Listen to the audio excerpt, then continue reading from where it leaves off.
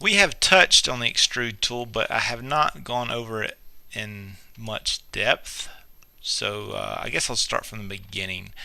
The extrude tool allows you to select the face and pull it out, but you know, as I just moved it, it just grabbed that face and pulled it up. But in an extrude, as I pull it up, it's going to add sides to the perimeter of the face. And that's found in Edit Mesh Extrude. I'm going to reset settings, just perform an extrude, and if I pull up straight out, that's an extrude. Something interesting with the extrude is I can extrude multiple at one time. So if I have 4 faces and hit extrude, but I have a face on this side, I have a face on this side, I have a face on this side. So if I pull out in this dimension, is it going to slide this directly over? And is that going to go in? Well, actually, if I do it, I'm pulling, looks like in Z. Why is it pulling this out and this out and this out? It's tricky. Part of the extrude tool that confuses a lot of people, me included. But what happens is there are 2 different modes with the extrude tool. And the first mode pulls out a face in the direction of the face normal, which is perpendicular to that face. So this face is pulling out perpendicular to its, or this extrusion is pulling out perpendicular to that face. This one's perpendicular to that face. This one's perpendicular to that face. If there were one on top, it would pull perpendicular to that face. So I'm going to go back and we'll actually do that. And so hit the extrude, I pull out, and they're all pulling out perpendicular to their face. So if we were to go to a sphere and select everything and then extrude, what's going to happen if we pull out? Well, nothing's happening. Why not? We just showed here, well, it looks like the whole sphere is getting bigger.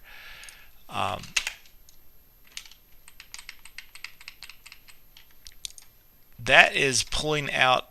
They're all separate as long as they're not connected, but as soon as I have 2 that are connected and perform an extrude, these are extruding together, meaning it's just going around the border edge of this whole selection, and there's not going to be a face perpendicular or parallel to this one in between these 2. And that there's a setting here in Edit Mesh says keep faces together. As long as that is checked and I do an extrusion, they're going to come out as one piece. However, if I click all of these and uncheck that and perform an extrusion, well, they come out as one piece. However, if I begin to scale in, they're separate pieces, and they each have these the face is extruded on all sides, which if I were to try to do that here and pull it in and out, sorry, just a second, I thought I turned that, keep faces together. Maybe they were already separate. Okay, that was a bad example. Don't pay attention to that. Forget it. Alright, let's try it here. Alright, with keep faces together, make sure they're not separate first. Okay, they're not. If we do it here, and then notice how it's scaling the whole thing, they're not individual. Okay, so that's when playing with the extrude tool. First, know the importance of keep faces together. If I want these as 4 separate extrusions, I need to turn keep faces together off. If I want them as one big extrusion, I need to make sure that's checked. The other thing that I was talking about was it's extruded, there are two different modes. In the first mode, when I begin to pull out it's going to pull out perpendicular to that face. But if you notice, there's a double little circle with a dot in. If you click that, it goes to the second mode, which now this is your world coordinates. So if I pull up now, everything's going to go up. If I pull left or right or begin to scale. So just notice that by default, I'm going to give him a new one here. By default, they pull all perpendicular. So let's review that again. So I'm going to select all the faces. So if keep faces together is on, they will all extrude out together as one piece, and it will look like it's just scaling up. But if we unclick it, they're all, and they're all going to come out perpendicular to their unique face. And it just happens to put the manipulator at the last face selected, or what it.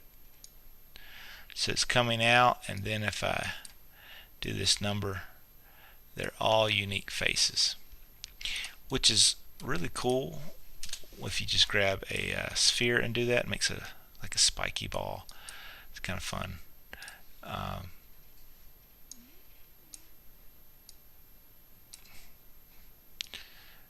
was so excited when I learned how to do that the first time. But I'm pulling each individual face out according to its normal. And the other way is when I go to extrude, if I hit the toggle button, now it's going to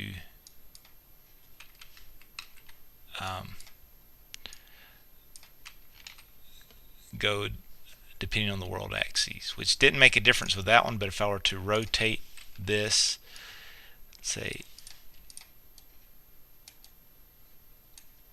and if I pull out with it, it's going to go at kind of that angle. But if I go with world space, and it's going to go straight with the world coordinates.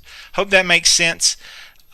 In the next tutorial, I'm going to introduce some of the other aspects of the Extrude tool.